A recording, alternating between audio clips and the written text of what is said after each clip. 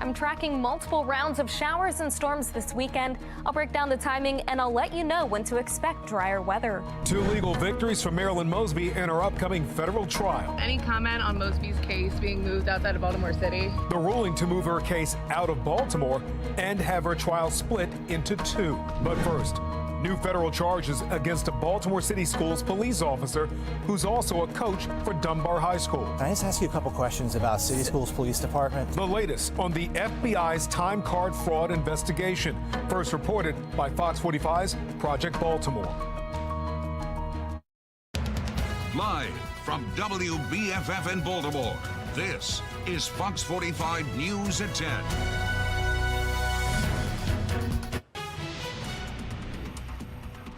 We're seeing some severe storms across our region. On the left, the conditions in Hunt Valley, and on the right, video from the State Fair tonight, people having to run for cover there. Thank you for joining us tonight. I'm Kai Jackson. And I'm Maxine Stryker. After a hot couple of days, the rain has now moved in and could impact your weekend. Meteorologist Jasmine Lomax leads our coverage. Jasmine? Thanks, guys. We are still keeping track of a few showers and storms around the state. Notice lots of lightning strikes. We are seeing a few severe storms to our north and also to our south. Over the next several hours, we'll be dealing with heavy rain, and there is that potential for gusty winds. Hail can't be ruled out. This will continue over the next several hours. Then tomorrow, a brief break from the rain, but we will have it return for the night, and it's all as we deal with an unsettled pattern. We'll have more rain and storms on Sunday. Coming up, I'll have a closer look at the timing and when you can finally expect dry weather in my full forecast. Back to you. Jasmine, thank you. Put the power of the Weather Authority Storm Center in your hands. Download the free WBFF Weather Authority app for your smartphone. Use our powerful Doppler radar to follow storms to your street. Go to your app store and search WBFF to get started. And now for some breaking news out of West Baltimore, where police are responding to a shooting. The scene is right by Carver Vocational School. Police confirming the victim is a juvenile female. She is in stable condition. This is the 5th person shot today in Baltimore alone. We'll let you know when we get more information. A Baltimore City Schools police officer who's also the Dunbar High School football coach is arrested by the FBI. It's a story first reported by Fox 45's Project Baltimore team back in September of 2022. Lauren Smith is accused of fraudulently getting more than $215,000 in overtime pay and trying to avoid paying taxes on that money. Today, Fox 45 News cameras capturing the moment the FBI stormed North Avenue. We have team coverage of the latest on this development. Project Baltimore's Chris Papps is showing us how we got to this point. But we begin with Fox 45's Keith Daniels, who has a closer look at the latest details in the arrest tonight. Keith? Well, Maxine and Kai, the FBI arrested Lauren Smith today. Within minutes, he was at the federal courthouse for his pretrial. The judge read the charges against him, told him his rights, and made sure Smith understood what was happening. And tonight, one of the city's top football coaches now facing several federal charges, including fraud. At the federal courthouse in downtown Baltimore, Lawrence Smith, a Baltimore City Schools police detective and Dunbar High School football coach, flanked by his attorney, Chaz Ball, and City Schools Police Union President Sergeant Clyde Boatwright. Smith arrested Friday morning by the FBI, accused of overtime fraud and tax violations. After being released at pretrial, pressing the coach and his attorney for comment about the serious allegations. Mr. Ball, what's your reaction to this? Hey, Coach, do you think you should say something, though, to your players? What would you say? For now, nothing said.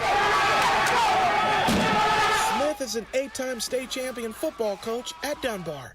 He's also a city police school officer since 2005, promoted in 2016, prosecutors say, to detective and put in charge of the school police overtime unit.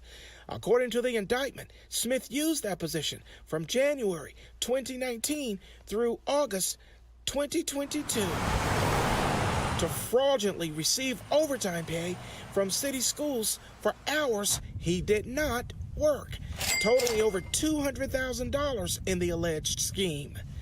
Prosecutors say he also filed a false tax return and tried to evade paying federal taxes. You want to say something to your players, Coach?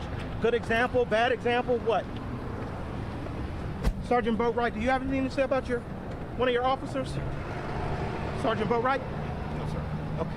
No comment, but a spokesperson for Baltimore City Schools called the charges, quote, unacceptable, and said Smith's alleged actions, if true, eroded the trust between the district and the public. The district said it's cooperating with authorities and making internal changes, including upgrading procedures and monitoring of school police overtime. Well, the judge released Smith with conditions until his trial. One of those conditions, he had to surrender his firearm. Meantime, he faces several charges, including wire fraud, which carries a maximum sentence of 20 years in federal prison for each one of those counts if convicted. We're live tonight. Keith Daniels, Fox 45 News. Keith, thank you. This indictment confirms what Project Baltimore first reported back in January, that Smith appears to have been racking up hundreds of thousands of dollars in overtime when he wasn't actually working. Project Baltimore's Chris Papps analyzes Smith's payroll and has some stunning findings. We first broke this story in January when we obtained 3 years of Smith's overtime forms through a public records request.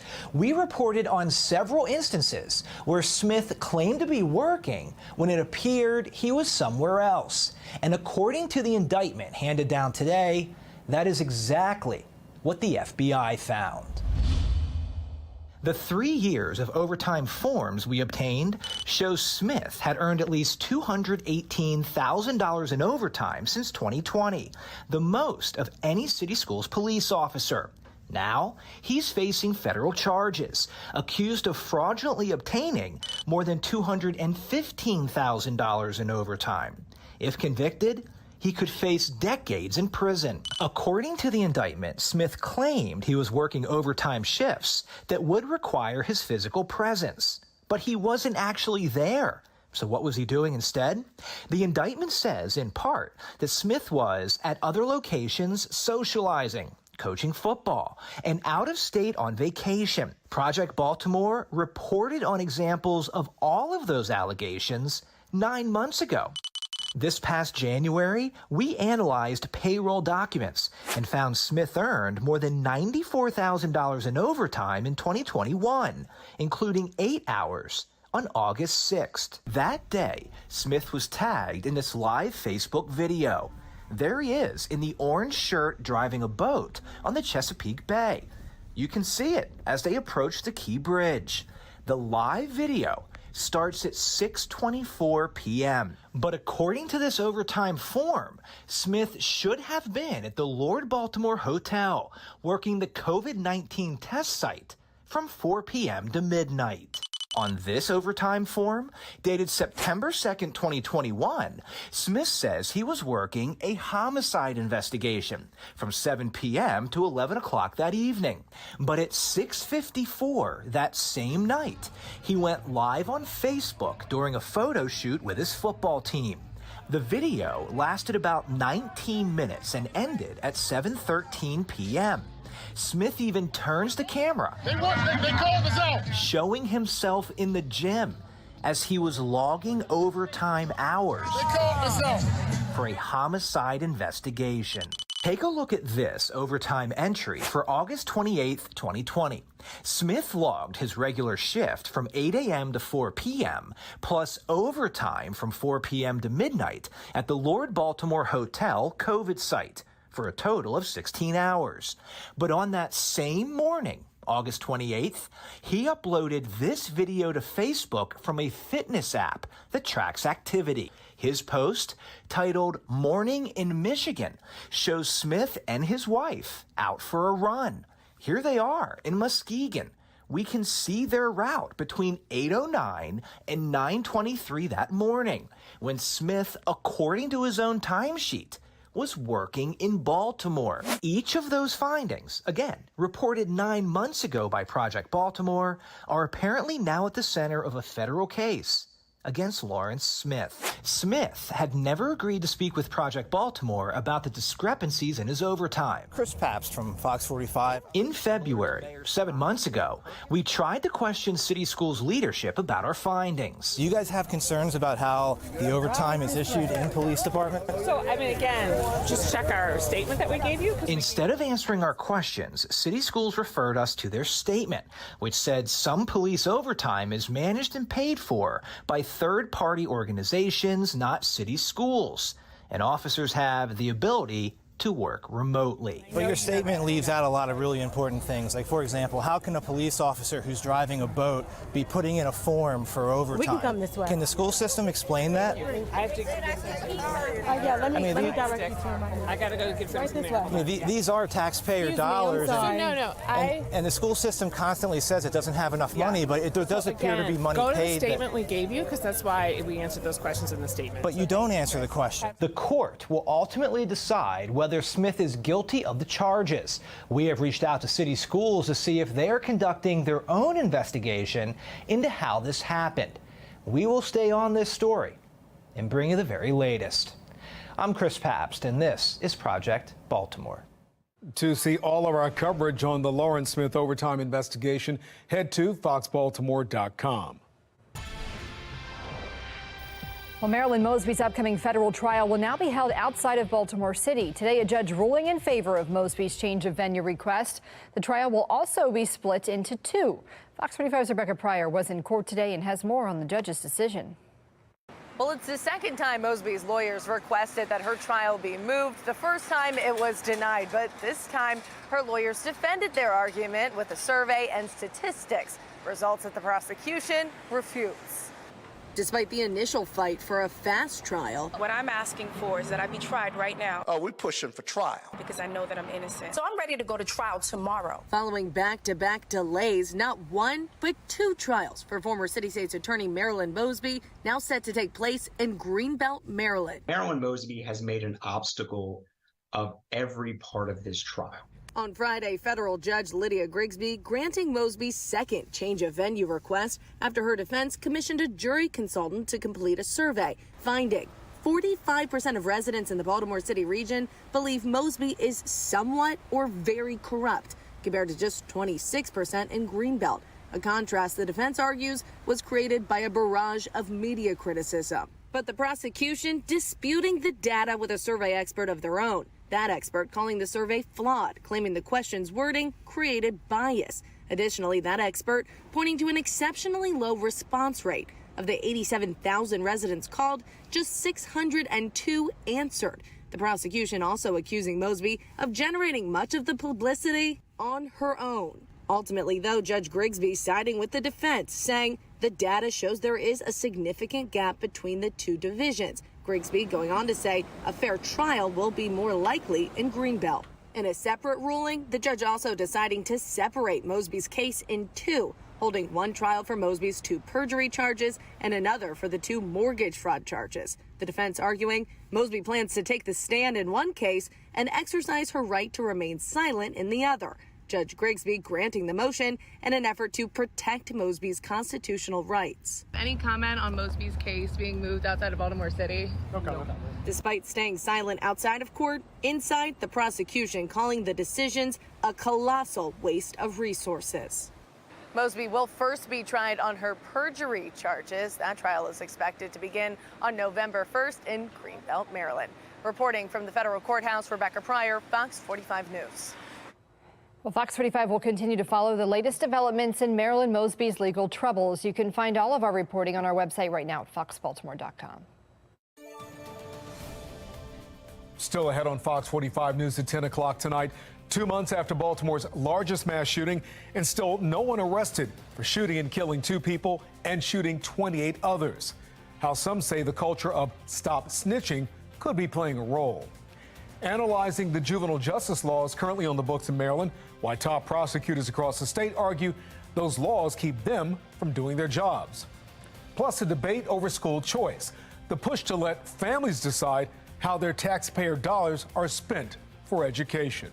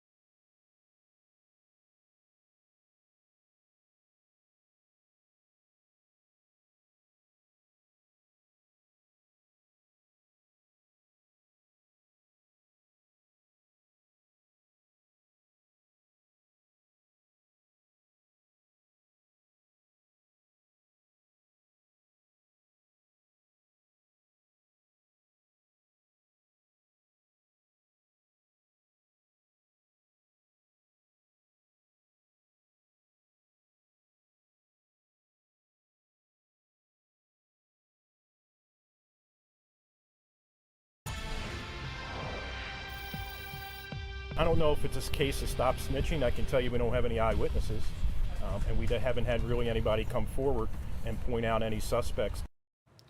Well, city police say they haven't heard from any witnesses to the Brooklyn Day shooting, and there were hundreds of people at the scene. 4 people have been arrested, but none of them are charged with firing the shots that killed 2 people at that party. Fox 45's Jeff Abel has new evidence showing Baltimore's stop snitching culture is still alive and impacting the city's most violent cases. We are hearing from residents in Brooklyn homes tonight who tell us that the threats have become so great that many residents who want to help in the investigation are now too afraid to do so. I don't feel safe here. I don't want to be here. As a resident of Brooklyn homes, Ashley Johnson says she has never been so fearful until now. Shortly after the mass shooting left 2 dead and 28 injured here, an online photograph captured Johnson talking to police. And ever since, she's become a target. It looked like a rock or something that they threw at my windshield because it was like just to send a message. Her car vandalized, her children criticized.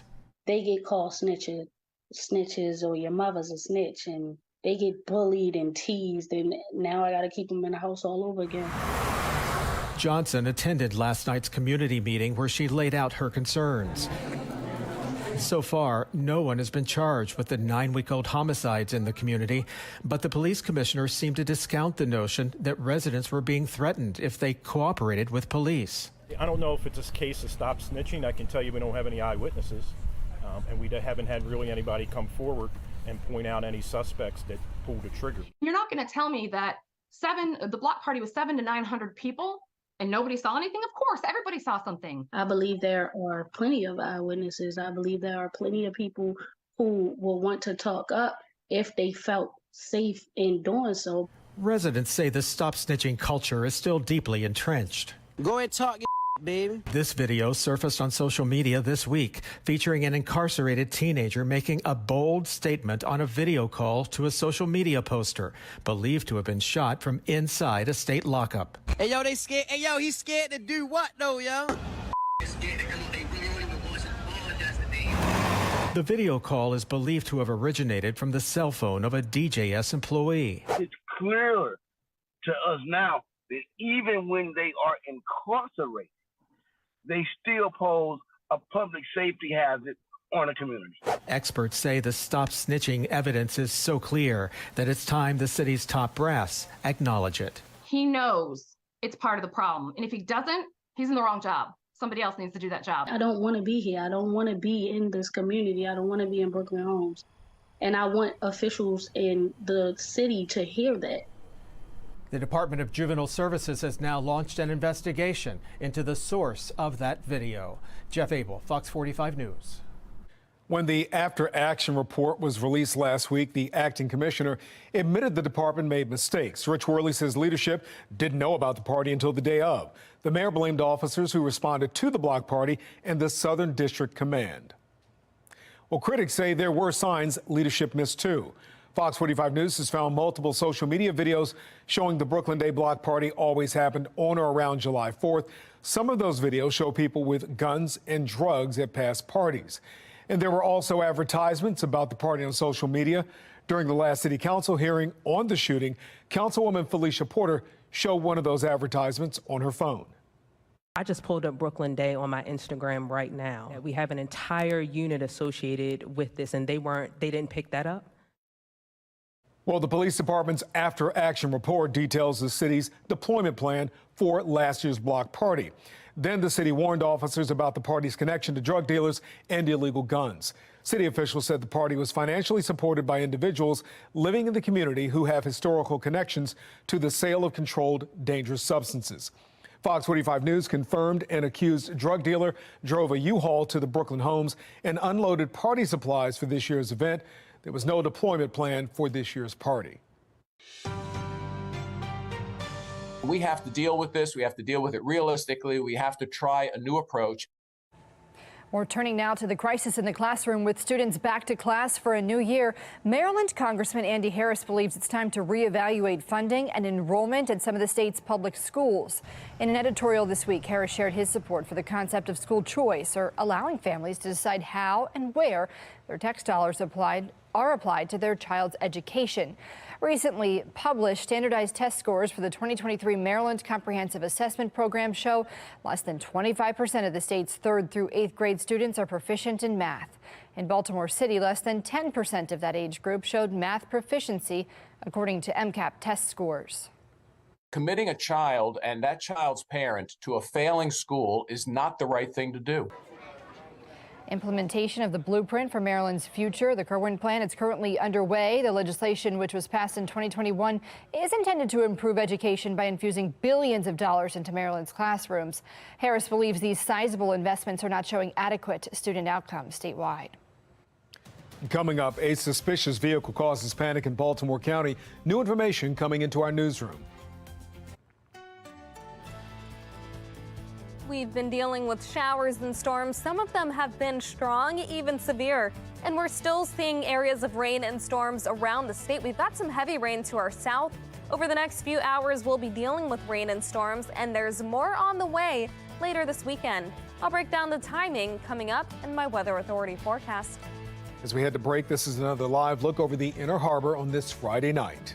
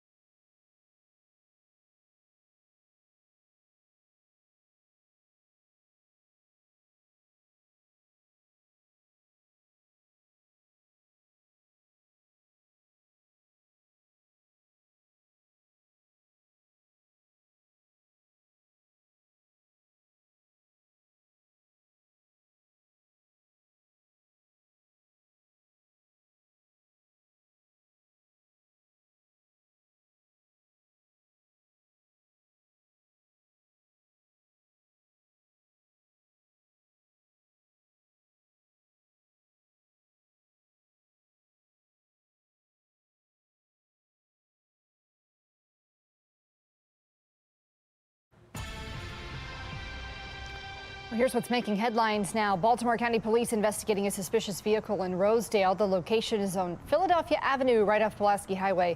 We saw a bomb squad approaching the vehicle. The vehicle has since been deemed not a threat to the public. An 18-year-old has been shot and killed in Annapolis. That shooting happened next to a Boys and Girls Club. Annapolis police are looking for a suspect. And 3 people have been shot in West Baltimore. It happened around 2 right off Bloomingdale Road and North Avenue. 3 men, all in their 20s, suffered injuries that are not life-threatening. The former Gilman School teacher charged with sex abuse has been granted home detention. Chris Benden argued that he had no prior criminal activity and met pretrial release requirements.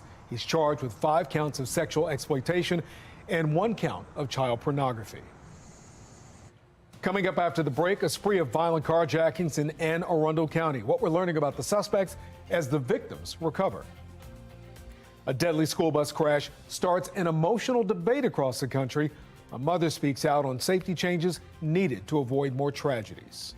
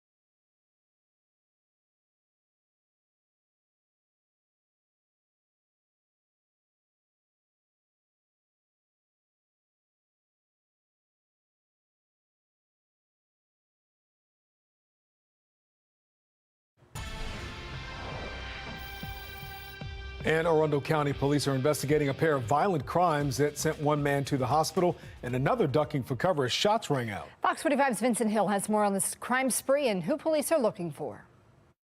You can't sleep when you hear pop, pop, pop. Gloria and Carl Scott just moved to Laurel for work. Early Friday morning, they were awoken by the sound of gunshots. Shots fired at the garden in 3400 Laurel Fort Meade Road off of Russet Green West. Just across the street from their hotel. That's disturbing. Yeah, that's very uncomfortable. An attempted carjacking. The victim shot at while driving away. 2 nights earlier, and just a mile away. Carjacking. There's 2 suspects, 1032. They took the vehicle on phone. I'm still doing descriptions. A carjacking, leaving that victim pistol whipped by one of the suspects. It was a pretty significant injury, but he is going to recover from that. And Arundel County Police providing these details about the suspects. In the first incident, the victim was unable to provide any specific descriptors such as race or height. All they could say is they were 2 males dressed in dark clothing. In the second incident, they were 2 African-American males dressed in dark clothing. Based on the close proximity of the crimes, police say they could be related. Detectives are not ruling out the connection between these 2 cases. It's certainly something they're going to look into. Meanwhile, the Scott family already thinking of leaving the area. At this point, it's not worth the safety of my family. Vincent Hill, Fox 45 News. Well, next week, state leaders will hold a virtual hearing on the juvenile crime crisis. This year, there's been an alarming spike in youth violence across Maryland. The number of crimes committed by kids and the number of young victims has skyrocketed. The meeting is being held online, but Fox 45 News will be in Annapolis, pressing lawmakers for answers on what impact they hope the meeting will have. The Juvenile Interrogation Act is one of the laws some prosecutors and police around Maryland are calling on lawmakers to change. That law requires an attorney be consulted and parents be notified before a juvenile is questioned by police, either as a suspect or witness. Fox 45's Mackenzie Frost questioned Baltimore City State's Attorney Ivan Bates about the plan and why he's sounding the alarm. I strongly believe it's unconstitutional. Why? When you look at the act and you look at the law, the 5th, the 6th, and the 14th Amendment, certain rights we have. And when you look at Miranda, and that's where you are advised of your rights. What Miranda says is that the government and the state must advise an individual, doesn't say their age, doesn't say their sex, their race, anything like this, an individual of the right to remain silent, the right to have an attorney. And so what we've done is you look at how the Supreme Court has applied that. You cannot force an individual to have a lawyer or to consult with a lawyer. I believe that we're trying to take away some rights by acting like we're giving any others. And that's unfortunately what I feel is the beginning of the end. We must protect the rights of the minors as well as making sure parents have the right to be parents to their children. So what do lawmakers need to do? When we've done all the research on our end and we're continually doing research, then I think it'll be incumbent upon us to move that narrative so that the lawmakers will understand how this law violates people's constitutional rights, and then lawmakers will have to make that decision. Otherwise, I'm sure eventually there'll be some public defender or defense attorney that will challenge the law. So either lawmakers will decide what happened or the court will decide what happened. Bates says he's talking with lawmakers about ways to address the juvenile crime surge. Mackenzie Frost will have more from her interview with him on Fox 45 News Sunday night at 10 o'clock. And it's not just Bates who's concerned with the current juvenile justice laws. Fox 45 News has heard from a number of law enforcement officials, parents, and other prosecutors who say the current policy is handcuffing them when it comes to making sure kids face consequences for their actions. They know that, nothing's really going to happen to them if they keep their crime in a certain limit of types of crime. They come in, we can't detain them, they're back in the community the next day. They get picked up for the second one, can't detain them. They're back in the community again the next day. Police say it's impossible to do their jobs under the current policy.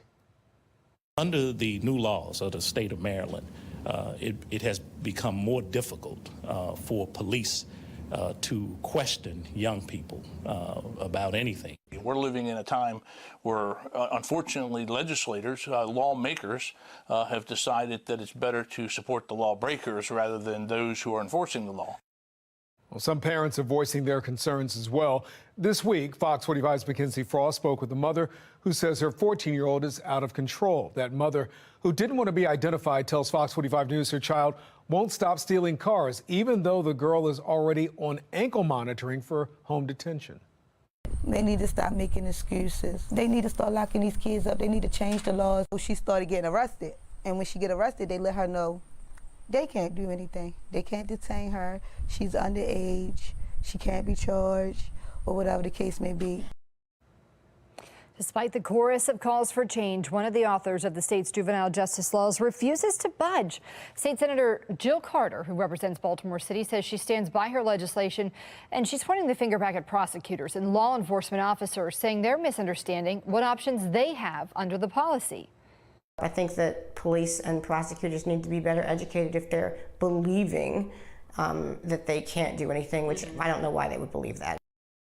If you want to make your voice heard before next week's juvenile hearing, House Speaker Adrian Jones and Senate President Bill Ferguson are two of the people who are deciding some of this information in Annapolis. We have their phone numbers and email addresses listed for you right on the screens. To reach Jones, you can call 410-841-3800. For Senate President Bill Ferguson, that number is 410-841-3600. If you'd like to connect with more of your elected leaders, our website makes it easy. Go to foxbaltimore.com, click the menu at the top left of your screen and select lawmakers. From there, you can enter your home address to find officials who represent you at the local, state, and federal levels.